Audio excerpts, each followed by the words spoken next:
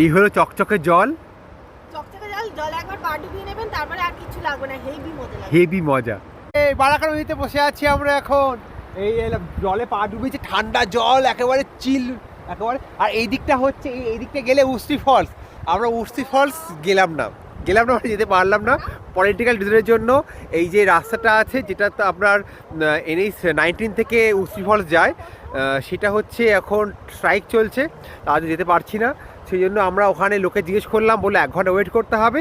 আমরা এখন চলে এসেছি হচ্ছে ঠিক যাওয়ার আগে একটা বড় একটা ব্রিজ পড়ে, আমরা জানতাম না ব্রিজটার কথা, কারণ এই নদীটাই হচ্ছে ওই পিছনে গিয়ে উস্তি ফলস হয়েছে।